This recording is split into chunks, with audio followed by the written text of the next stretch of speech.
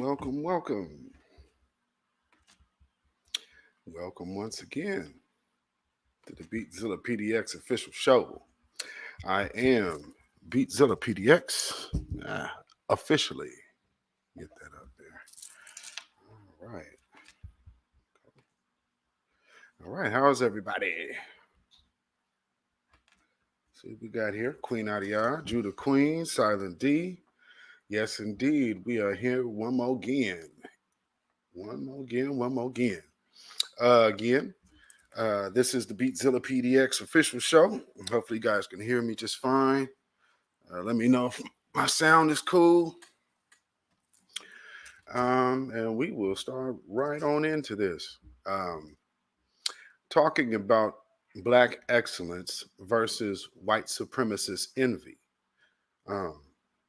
And so, just wanted to, we're coming up on the 100-year anniversary of the massacre, the racist racial riot massacre of Tulsa, Oklahoma.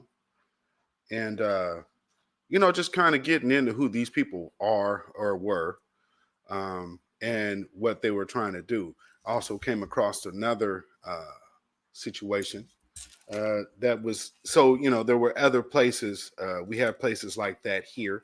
The Black economic boom. LA was done like that, basically formed by Biddy Mason. So that was even, founded by a Black woman. So let me show y'all some of these pictures. Get to this other screen. Okay. So, we're just going to take a walk down memory lane. And I just want to show you some of these pictures and how these folks was really, really having it. They were in a class all by themselves, to say the least. Let's just take a look at this. So, just checking out these pictures, they had, their own industry. They had their own education system. They had their own businesses, banks, law firms, movie theaters, churches, all of these things to which they had in their possession.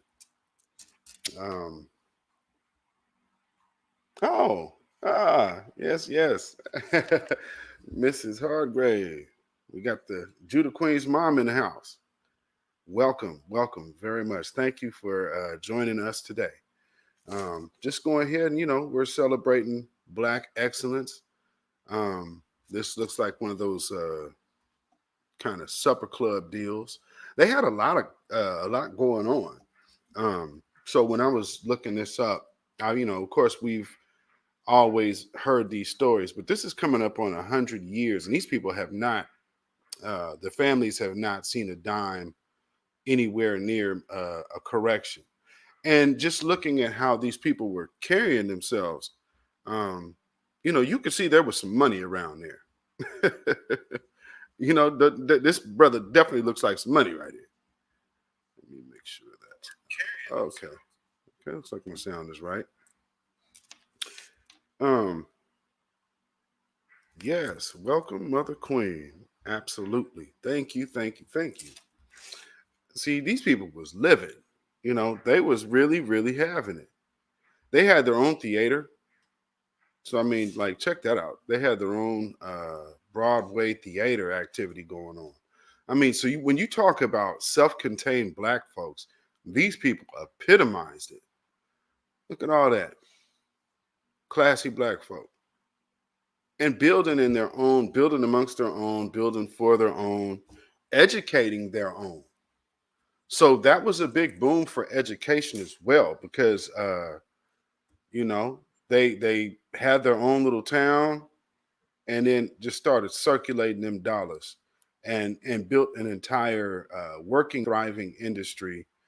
Now, granted, if this, and see, this was, I think, what the big worry was for a lot of people. If this was allowed to fester over time, this would catch on widespread. Now, this is all being done without an ounce of reparations. You understand what I'm saying? Not a lick of reparations. So all the bootstrap talk, these guys and gals were actually taking taking up that mantle and did so until the neighboring jealous white supremacists started building up their numbers in the Klan. It's a part of it that they don't tell you. There's a great deal of Klan members that started forming in that area, and they had a great big problem. It was in the paper. That was the first article for them complaining about the business success of black folk in their own little space. This is look how fast they set up shop too. This is after the disaster happened. They came on in there. But again, law office, Hayes and Reeves, the mutual building. See, they was living, they was having things, folks. And we don't get a chance to see much of this. This didn't go away by mistake. This went away by design. So understanding that when we have these type of progresses on our own, there's going to be some opposition to that, even on a government level. Because like Dr. Claude Anderson says, making us a permanent underclass has been a priority of the system for years.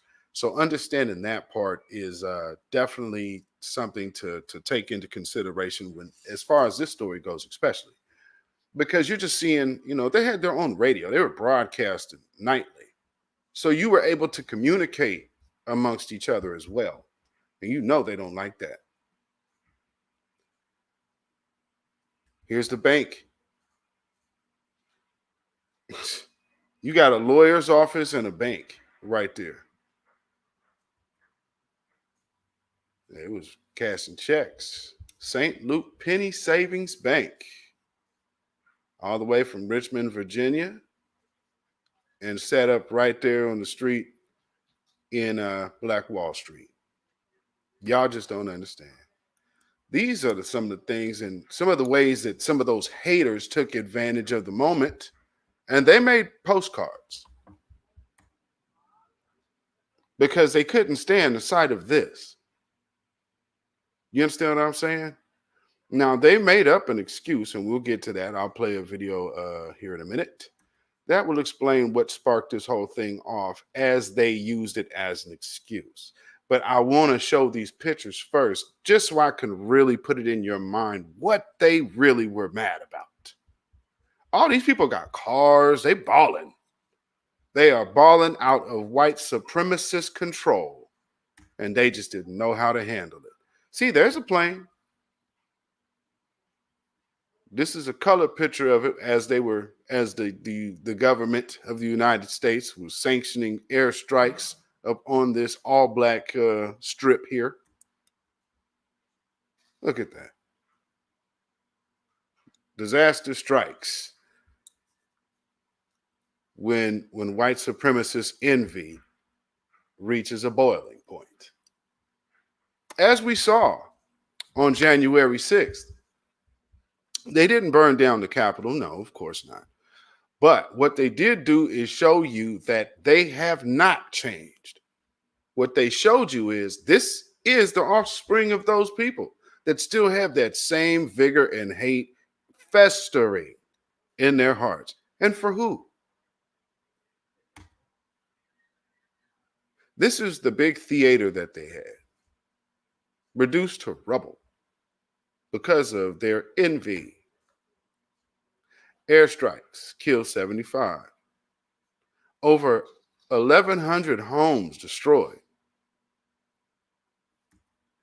I'm telling you, man, these people are wicked as all get out. Now, when they declared martial law for this massacre out here, they'll frame it as if the National Guard came in to help the black folks. Why do those black folks have their hands up?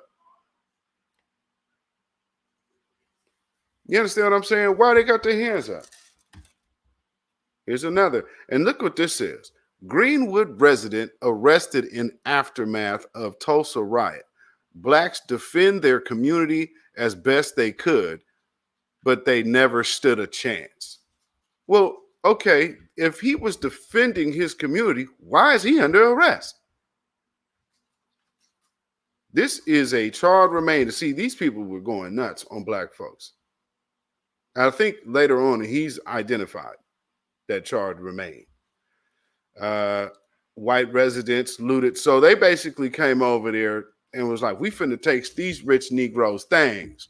So we not only finna burn them down and burn them out and run them off, but we also finna go take whatever we can, because we can't stand these Negroes balling on us. They got planes, they got hotels, they got businesses, they got cars. Everybody is jeweled out. And here we are over here just looking like Neanderthals in the country. This brother right here is actually John Wesley Williams, and that's his wife. He was actually the richest black man in the area, a doctor. There was actually quite a few black doctors that ended up dying in this massacre. Now, see, this is what they really didn't like. So he had there's another black son that I would believe is behind him. So he had two black sons, black wife, and they were just living in black excellence, being able to live in their neighborhood. I believe this is one of the gentlemen that owned his own plane. So they didn't like that. They didn't like that at all. Black delicatessen. Yes, indeed. See, here's even more. Just different restaurants. All these black businesses, and that whole block is black businesses. Like, we haven't seen nothing like, I've never seen nothing like this in my lifetime. Because I guess like somebody would say, well, that could kind of look like New York or Harlem. Yeah, but those businesses weren't black owned. These are. Barbershop. I mean, these people were having things, y'all. Look at these men, man. They was really doing it. The movers and shakers established in that town and was able to spread some money around. So look at all of that. You see them men and them women off up in there. They had to come lay the hammer down on these folks because they was doing way too much. They were just balling out of control on them. So with that being said, you know, just take a look at this theater. Black folks had their own entertainment district. Now they want to tell us who even our own leaders are. Ain't that something? We can't have nothing for ourselves. Hey, what's up, Steel? Steel's in the house. Again, if you guys wonder who's playing with me on the piano, when you're looking at some of my Instagram videos, that would be one Steel right here in the chat. So you have got a chance to, if you listen to what I played, did Sunday, I went live Sunday. That's who's on piano, giving up the funk, you know? So again, just going into this, what's up, man? Just, you know, laying it down, letting people know how much we've had black excellence in this country. Unfortunately, when we start coming down to economics, the economic piece of it, when we tend to start flourishing, things start going awry. So let me just go in here and let me see. Hopefully this is the right one. Let me see. Let's add this. Oklahoma is a unique space in terms of the number of Okay, let me go back. And Oklahoma is a unique space in terms of the number of African-American towns that were established. Some suggest upwards of 50 African-American towns. between 1924 and 1928. Reverend S.S. Jones was going around documenting this sort of self-determined, vibrant African-American communities. You see the African-American educators, doctors, lawyers, landowners, oil barons, and I think that's what's so remarkable about this footage. To think that individuals, how many years out of slavery, are now owning oil wells that are producing 2,000 barrels a day. Is that not the ultimate American dream? Is that not the ultimate American story? It flies in the face of what I think some people consider part of African American history and culture. And I think that that was one of the things that Oklahoma and what S.S. Jones is really kind of showing is that African American history and culture is not a monolith. And in a way, it became kind of like a marketing tool to encourage individuals to migrate, to move there, that this is a place where you can live, you can thrive, and peacefully reside. There were still palpable racial tensions. There are lynchings, there's Jim Crow, segregation, there's all of these things, and you still have an African American community, or many communities, that really speak to the fortitude and resilience of Black people in this country.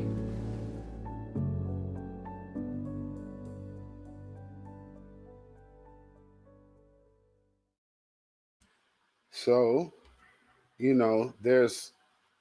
had quite a bit going on. I mean, they were loaded. Um, Here's another. Let me see.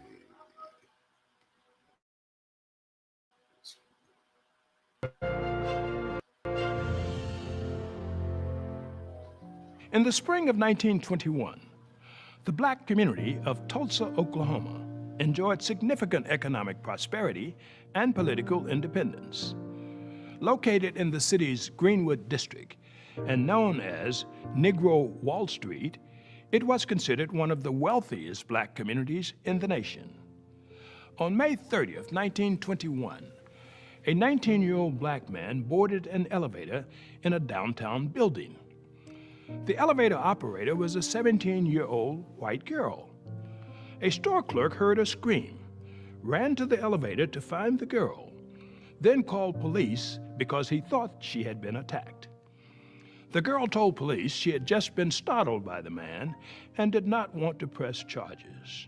However, rumors spread, and the story quickly morphed into a rape allegation. Police then arrested the Black man and jailed him at the courthouse. The next night, a mob of white men sought to lynch him. But the sheriff and deputies defended the jail, along with 30 armed Black men from Greenwood who also stood guard. In the hours that followed, white rioters attacked the town, burning 40 city blocks, killing almost 300 Black residents, and displacing thousands of others. The prosperous Black community was destroyed, but none of the rioters was convicted, and survivors didn't receive a penny of compensation for lost property.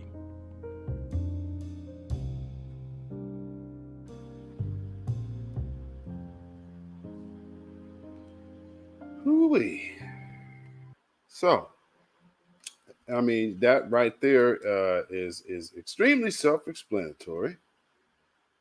You know, um, and definitely, I want to make sure that we got this information out. Oh, most definitely, Queen Adia, because some of us may not hear these stories. Um, I grew up knowing some of them, but a lot of us did not know. I knew about Black Wall Street because we had something like that here. So, being able to share the information and just being able to share those visuals, because we are a visual people. So we're an oral memory, history, and also a visual people. Hey, Brandon Cruz sings. What's going on, man? Yes, sir. What's going on, my brother? We are in the house today. Yes. So just giving a little bit here. Let me see. Let me get show y'all this other, because I really wanted to get to this point about why they hated these people so tough. Um, let's just put this one. So the very first thing I showed you guys on the screen. Now I want to go into who one of these guys was. Let's see. There we go. Get this on the screen for y'all. Okay. All right. So this, if y'all can see that article, let's get this here. Maybe I can make that bigger here. Okay. So Tulsa whites vent spleen on business success of Negroes. Now, this is this is by a black again, a black publication. So the importance of ownership is what I'm really trying to show here, and show how it should definitely be stressed, how they were doing things and why we haven't seen this reemerge. So again, here's the myth. Same kind of myth that fueled the race riot in Rosewood. Exact same type of deal. Actually, not the same type of story, but the rape allegation. And in this case, the woman said that she was just startled. So the police knew right off the rip that it wasn't a rape case. What I don't understand is, after the police knew that, why did you go arrest this man for the people's sake versus getting this truth out there? So instead, this man never should have been arrested in the first place. Then you got a lynch mob coming to the jailhouse to come lynch you on something that they already knew never happened. So just put that in perspective.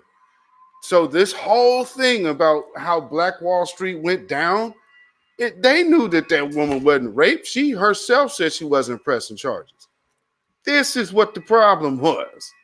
Who's all that money these Negroes was making? So let's see. Tulsa, June 10th. Let's see. Tulsa lies stricken almost unto death. The city is literally in sackcloth and ashes. And it seems like some of this is kind of broken up. Veritable miracle that has escaped complete destruction. Okay, so yeah, it's pretty much a miracle it did avoid complete destruction. However, they lost everything. So yeah, they left with their lives, but you didn't compensate them people for what they lost. You're talking about a multi-million-dollar district completely wiped out.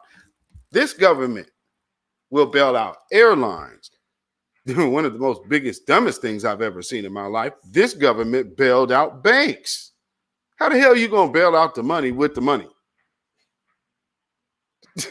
Oh, my Lord. Oh, boy. Yeah. You know, and they made Bernie Madoff fall on the sword. But, I mean, at the end of the day, come on, man. There was a lot more people at it. Oh, yeah, they got, Martha Stewart. So they had a few martyrs. But, yeah, don't kid yourself. That was game.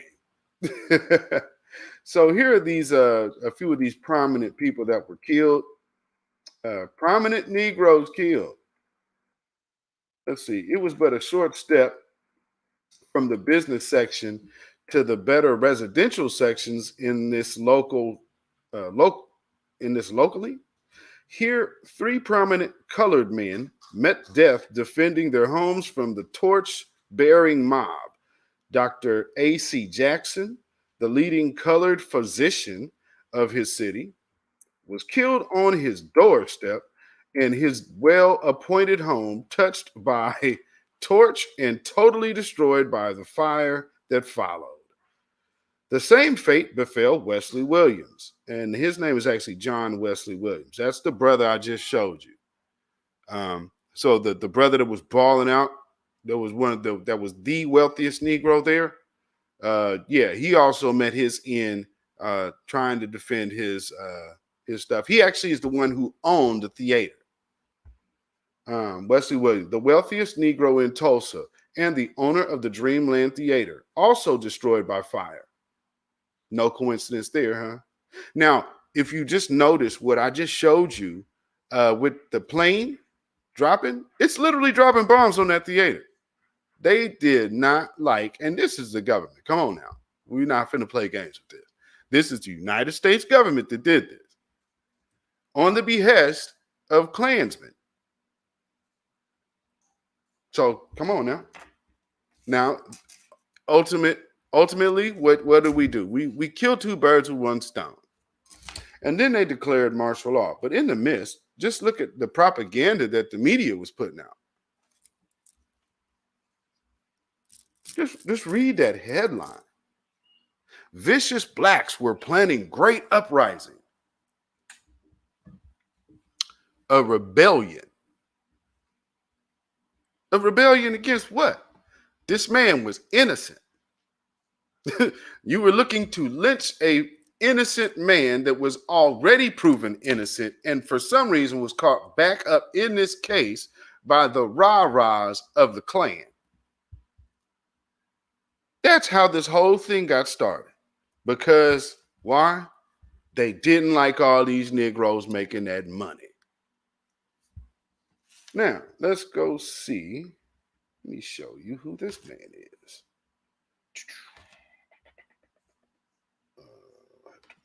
That. Okay, so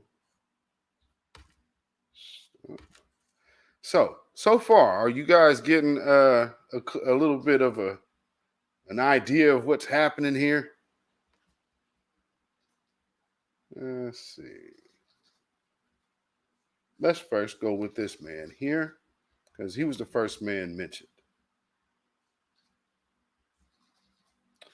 All right. So let's see. Did he come up? Hopefully it's on the screen. Oh, of course not. Always does this. Let me get this back on here. Okay. So one of the first men that they killed was this man, Dr. A.C. Jackson. Sharp, looked, well-to-do black man. So this Hands of Peace is what they called him. Prominent professionals like Dr. Andrew Chastain Jackson transcended, if only temporarily, the color line. Dr. Jackson, christened the most able Negro surgeon in America by the Mayo brothers of the Mayo Clinic fame, treated patients of all races. That means that this dude had to really be something when white folks would let this Negro operate on him. Do you understand? This dude had to be like serious. The most prominent Tulsan killed in the riot was Dr. Jackson, a 42-year-old surgeon living at 523 North Detroit Avenue, according to Jackson's white neighbor.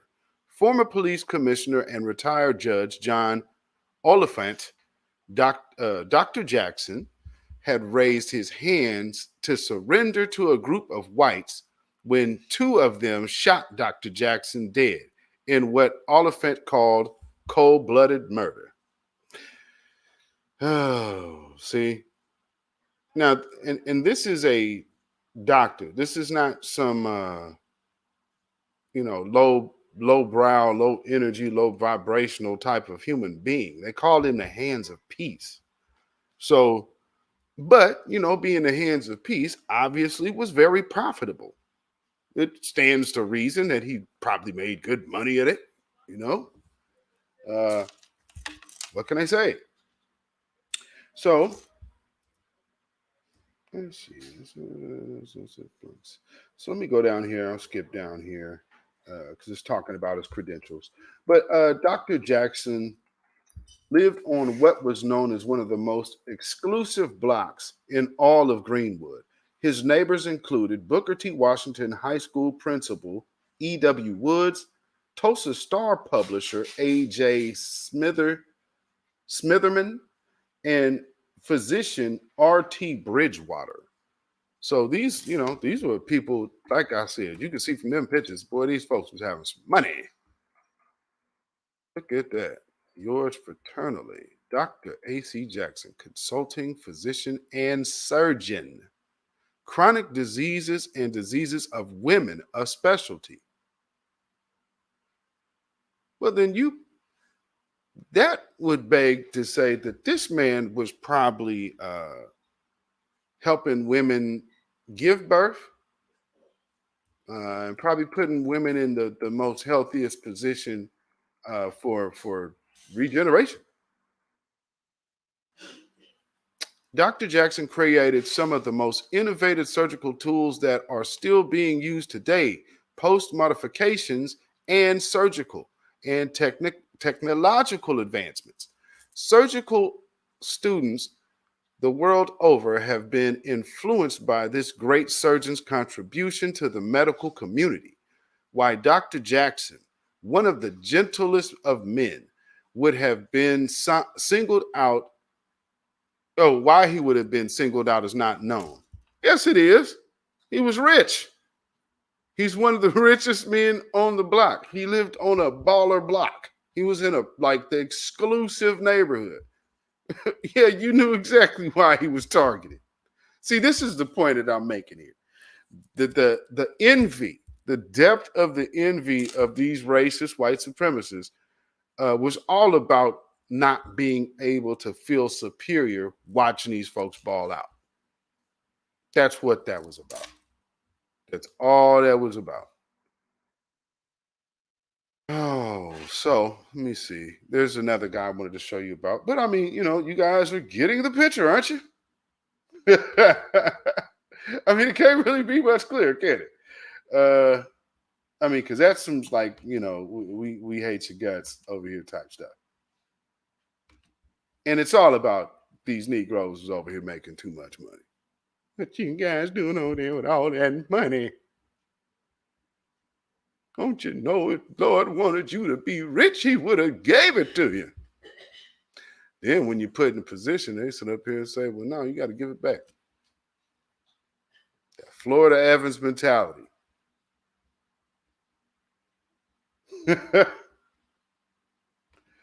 Oh, let's do it again. Okay. Always. Come on. Never fails. Okay. That should do it. So check this brother out.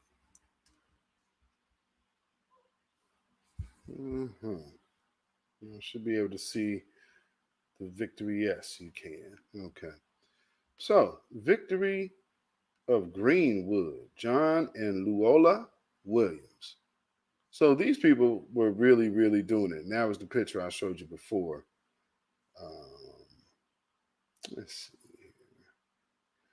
So this is another one of the men that was mentioned in, because if you notice, why were they talking about the business successes of black men and then you talk about the prominent Negroes killed? And then turn around at the same time talking about how we didn't know why they were targeted. Yes, you did. you completely knew. Let's see. Let me get down here. See, these people were talented people and actually were contributors to the infrastructure of America, bringing machinery, medical equipment.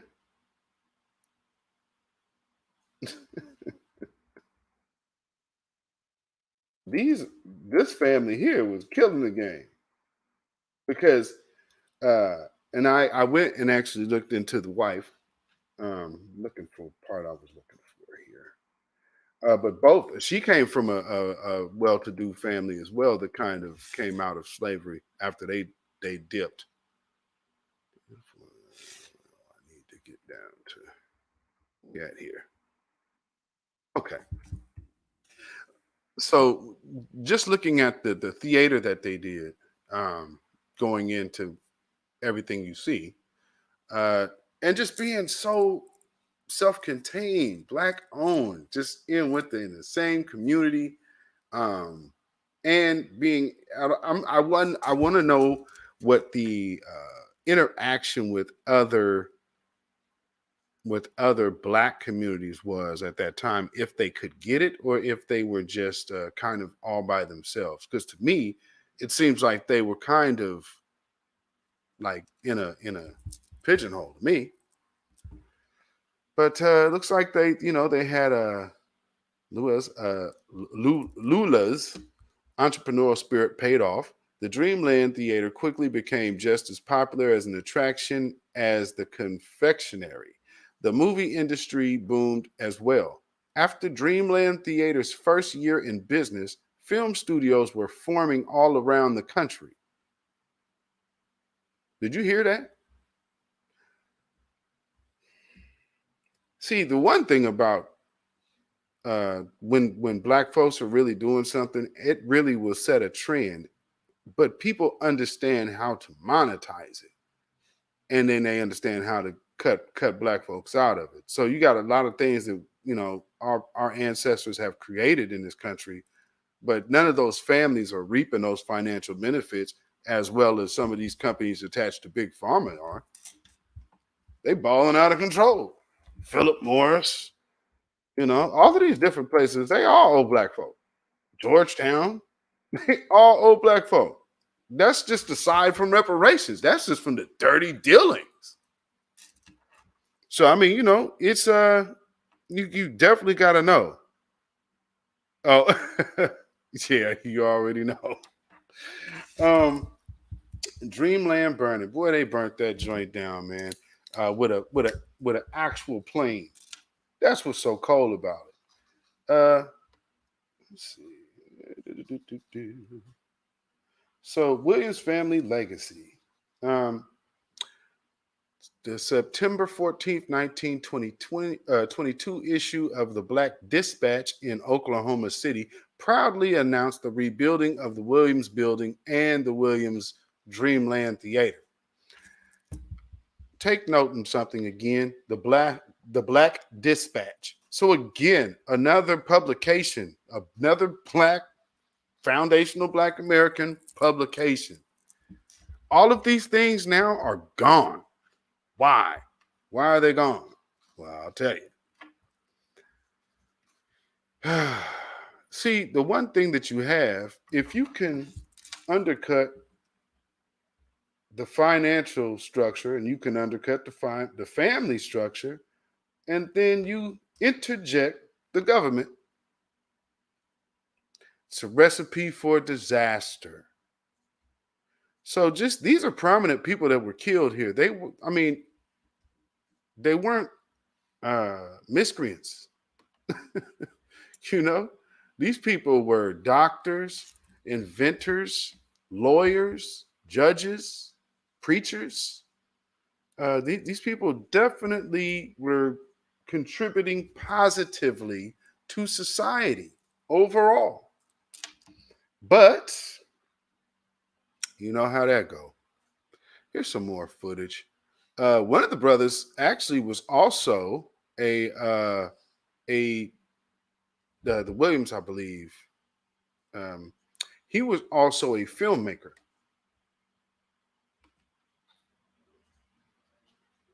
Let's see here. Yeah. So this is some footage from this is the footage of the so-called National Guard coming in to rescue the Black folk. They didn't really do much of that at all. They did come in and promptly round up the surviving Black folks that were there.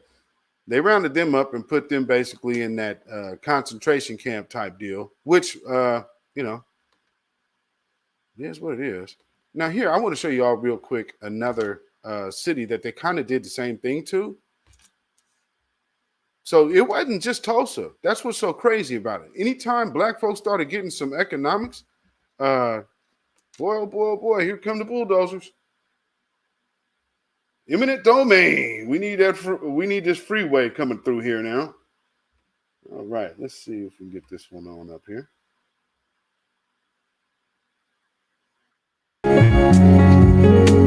They came to Milwaukee from the South during and after World War II, looking for jobs and a better life.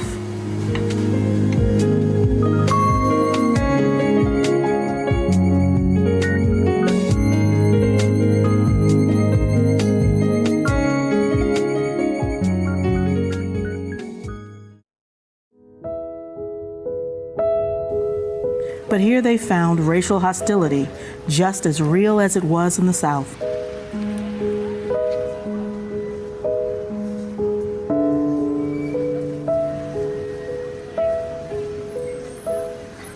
African Americans were shut out of most of the city, but they found a place to live in this old neighborhood, now known as Bronzeville. They built a vibrant community all their own.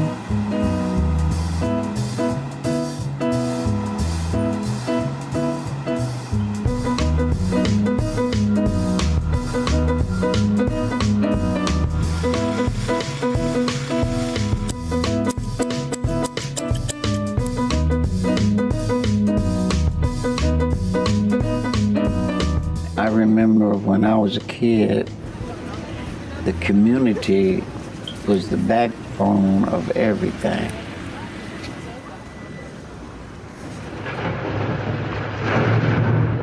It wouldn't last.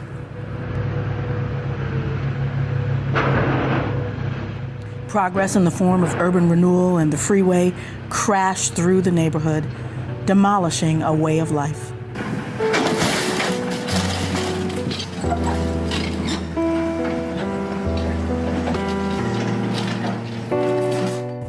Well, they did what they wanted to do. They destroyed the inner city. But the story of Milwaukee's Bronzeville lives on in the memories of people who grew up here.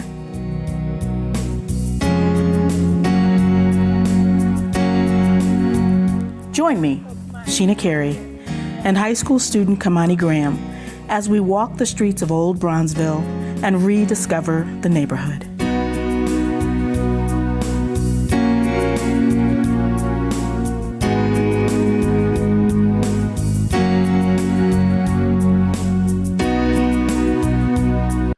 Whew. See? So just some of the things that have went on in different, just beyond like the Rosewood and in Black Wall Street, you have Bronzeville. There's been definitely other spots that have basically had the same type of thing happen. So if it's not being destroyed or burnt down by these infamous white supremacists, then then there's somebody else, the government, coming through to aid it with eminent domain. Let me see what I got here. Man, for real. This is this is celebrating Juneteenth on Black Wall Street. I believe this is the year before. So I think this is 1920. And the person who's filming this is one of the gentlemen that passed, that got killed in the standoff. Actually, I'm sorry, he did not. He did lose his business and lost pretty much everything else. But he did continue filming after this whole disastrous situation. But yeah. So there was a man with his own film company back then. So that's why they were able to start getting into movie production, stuff like that. So it wasn't just like they were doing the whole Tyler Perry thing before Tyler Perry even came on the scene. But we of course don't get that in our history books in school.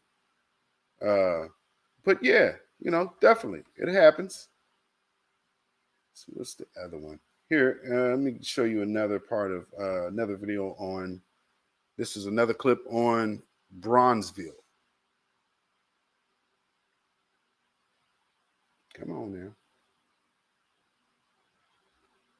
supposed to be loading.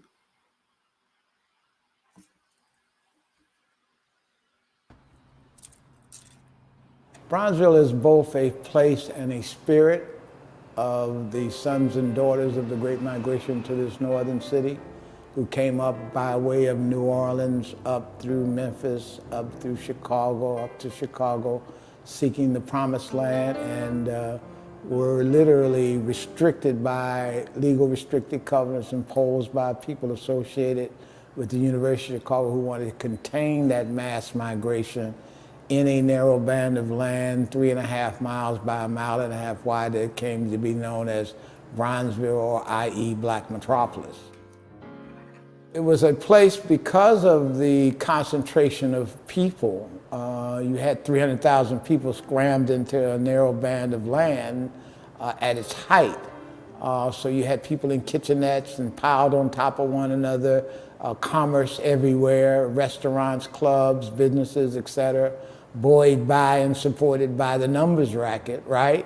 Which brought, these gentlemen were making $20 million a year, right? And they underwrote a lot of businesses that were owned by African Americans. So it was a bustling metropolis, if you will, of African Americans seeking greater mobility, seeking economic empowerment, seeking their emancipation, having survived Jim Crow, lynchings, right? And come to the northern city and working for the first time, where they worked side by side by other races of people and earned a living wage. And so the dollar circulated based on us not being able to go outside that community. The dollar circulated 8, 9, 10 times, and so you had a very vibrant, though repressed community. It was a very vibrant community, full of culture and arts, which also flourished at that same time.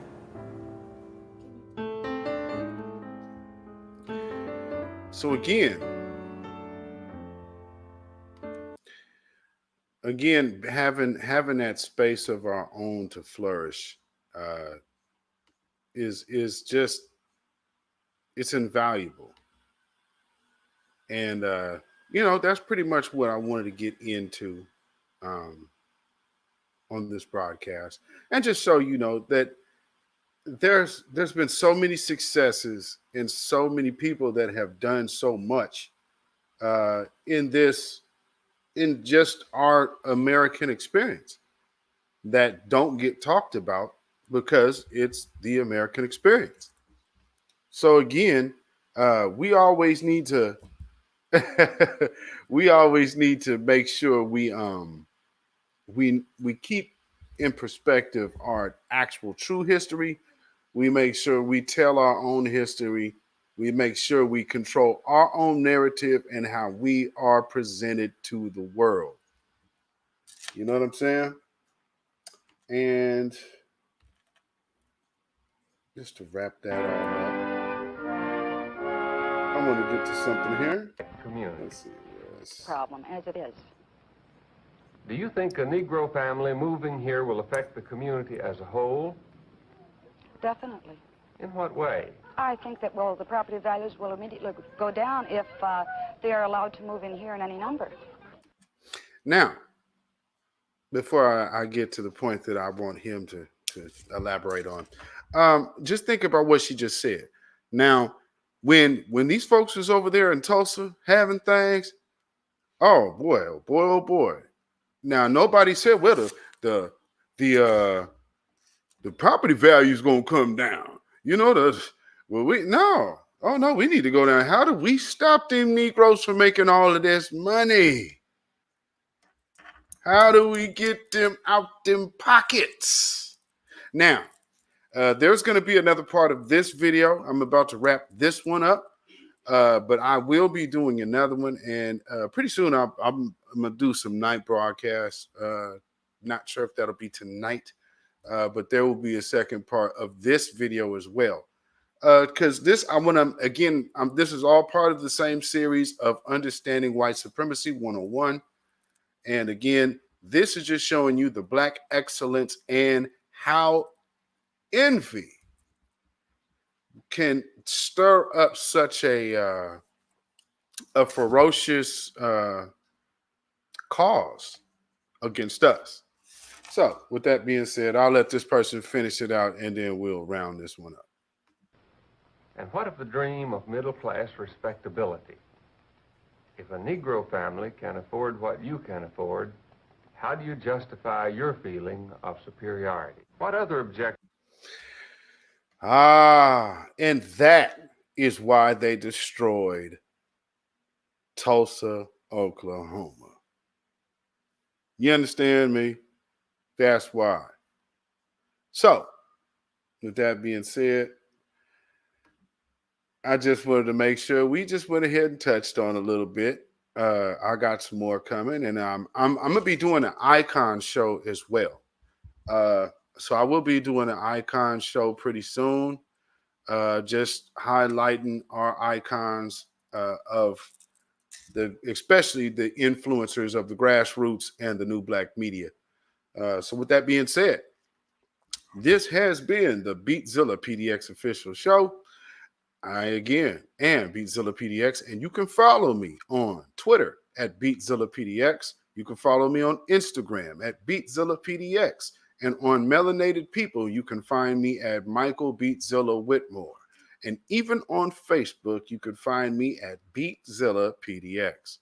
If you have any questions, show topics, or ideas, you can email me at ourrealtruth@gmail.com. That's ourrealtruth@gmail.com. And if you feel so inclined to put some money in the bucket, you definitely can bless the platform here by donation at CashApp $Beatzilla PDX. That's CashApp $Beatzilla PDX. And as we say here, before we go, Babylon is fallen. Babylon is fallen. Let it fall and let us rise. And that's what it is. You got to speak it into existence, family. Believe it, perceive it, and achieve it. You know what I mean?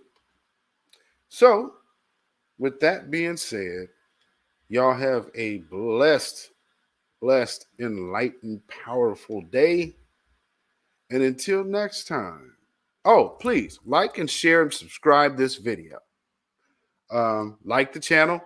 It's a new channel and still building it up, but already shadow banned. So you might want to hit that notification bell. Maybe you might get notified. Maybe you won't.